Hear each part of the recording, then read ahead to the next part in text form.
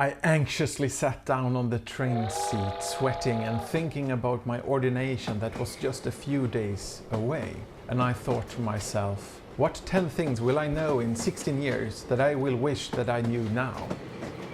I was asking, how will life actually be as a minister? When have you worried about a change that is coming in your life? How is life actually going to be going forward? I was on my way to the tailor for a fitting of the more formal clothing that a minister in Church of Sweden can wear. It was becoming more and more real to me, the goal that I had been working towards the last 6 years of studies. I was 26 years old and I was, amongst other things, going to preach to people that were quite a bit older than me, sometimes 3 times or even more old than I was. What could I hope to tell them? Or how would I comfort the widow or tell any words of wisdom to the couple that I was going to wed? I was just newly married myself. Welcome to this channel. My name is David Fredin Silverkors and I'm a minister in Church of Sweden. On this channel we explore ways to live hopeful, meaningful and authentic Christian lives. A woman in her 30s came up and grabbed me by my shoulders. She said, "Are you really a minister? You who are so young and promising."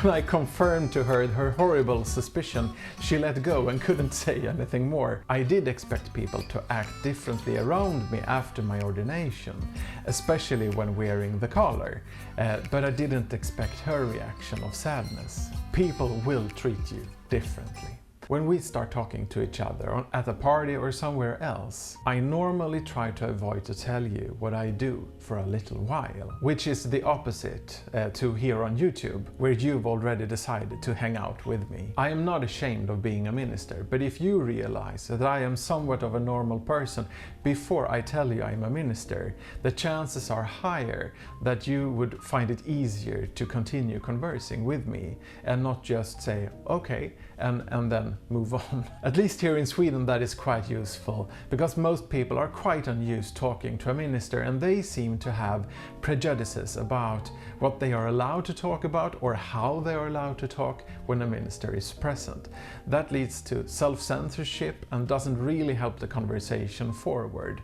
The same usually goes for telling people that you are a Christian, unless they are Christians themselves. You have a harder time becoming friends with people. The older man stood up when I came on the bus and he kept standing up until I was sitting down. And he made sure that I was really sitting down before he let himself sit down again. I was wearing more formal clothing since I was going to lead a funeral service, so perhaps that was what evoked his response to my presence.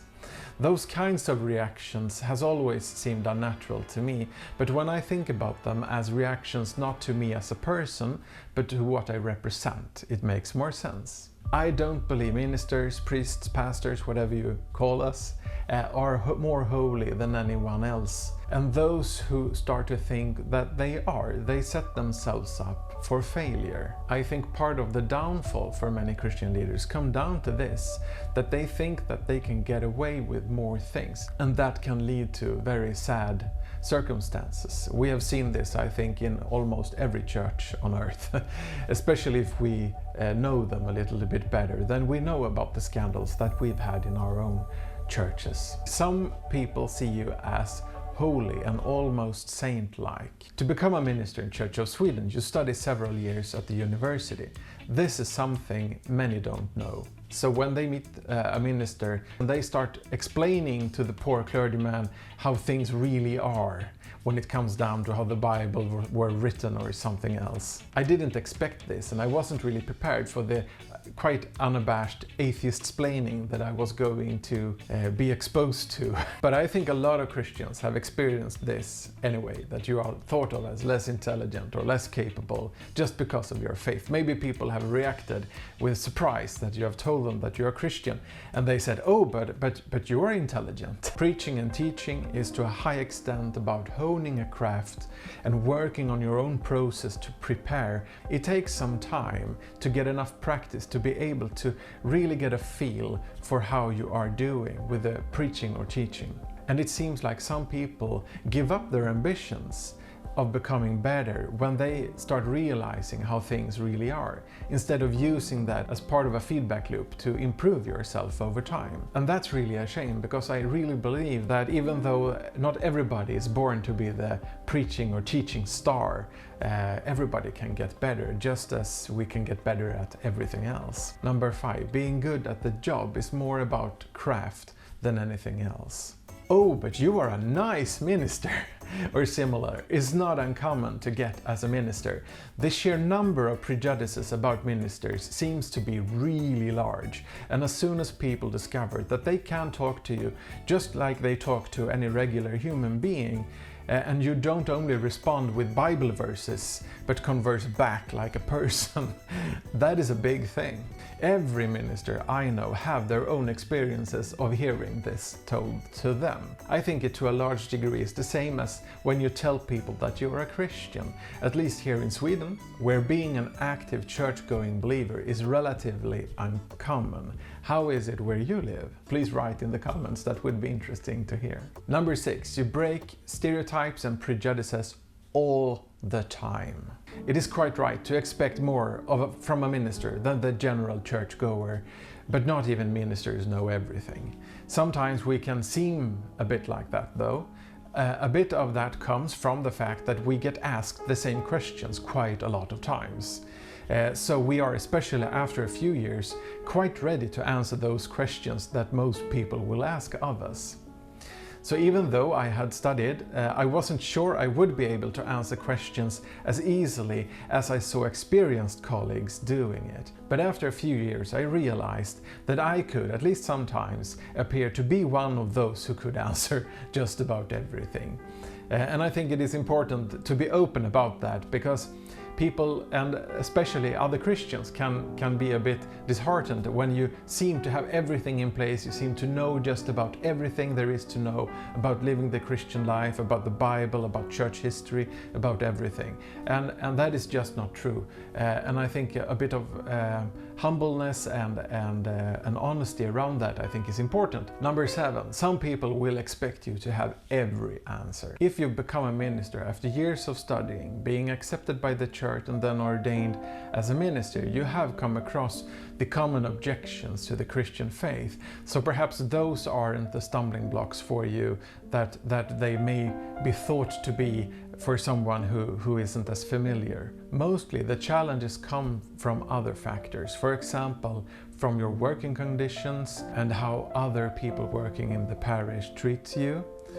Sometimes people and ministers among them lose their faith or their faith in the church, not because of God, but because of the church. This is why your personal faith will be challenged in ways that you are not expecting it to be.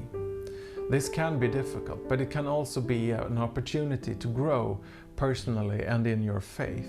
It is important to cultivate your own Christian spiritual practice and seek out support from mentors and friends. And I think in general for us that are Christians, this is an important thing, that the things that will challenge us the most in our faith are probably not coming from the direction that we expect them to, but from other direction. That is why they are challenging to us. So for example, if you haven't thought about common objections to the Christian faith, then perhaps that will challenge you when you meet them. Just as if you have thought about them, but you have not expected how people that are Christians sometimes treat each other, then perhaps that will be what will make it difficult for you. I hadn't anticipated the level of bad things Christians can be ready to do to each other, especially those privileged enough to be paid by the church, or the people having other important positions of power, for example being elected to the church board or similar boards or parts of the church locally or higher up in the organization. And I can't overestimate how important pastoral care, mentors, and for me as a male, close male friends are to keep my head straight and find the tools to handle what is happening. And I think that anyone with a little more experience of church have also seen the not so shiny underbelly of their church. This is not something that is connected with only one denomination. I have never heard of any denomination that is free from all troubles and all problems, because every denomination is part of the church, and the church is not Christ. The church is not God. The church is a human organization. Even though God blesses us in the church, we are still humans. We are still doing things that are not right to each other, and we need to keep that in mind. And if we do remember that, and we can see that not only my church, not only my parish, not only my denomination have things that we need to work through, then that makes it a bit easier to see that it is not only green pastures everywhere for Christians, but that is part of our calling to love each other. I think that Jesus very well knew when he said that it wouldn't always be easy to love each other, but that is really a commandment that we both need to take seriously, but also that is a real challenge sometimes. Number 9, you will be hunted and tried. To come back to my story that I started with, the week before my ordination, I was worried that I wasn't gonna be enough. And I wasn't enough, and I still am not enough. And that is not a problem, since that's not the point of being a minister or a Christian. In fact, most of the time, the most valuable things that I've done as a minister does not come from me at all. First and foremost, they come from God and His promises to us. To tell someone that they are forgiven of their sin is not something that I do within my own power. Just as I am not doing it in my own power when I baptize, lead the Mass, lead a funeral service, or anything like that. I learned I could and had to trust God when it comes to these matters. I've had the prerogative to share wisdom and knowledge from other people, sometimes been a part of their personal change and growth. And that is just a wonderful privilege as a minister, and I think that is something that we as Christians are called to do. In general, I don't think the Christian life is about ourselves. I think they are about serving Christ, but also serving those that we have responsibilities to. I believe that that is the most fulfilling way to live life, to take responsibility and to try to fulfill it, and to ask and receive forgiveness when we fail, from Jesus first and foremost, but also from our brothers and sisters. Being enough as a Christian is a tough question, and if you would like to explore that theme a little bit more with me, perhaps you would like to watch this video.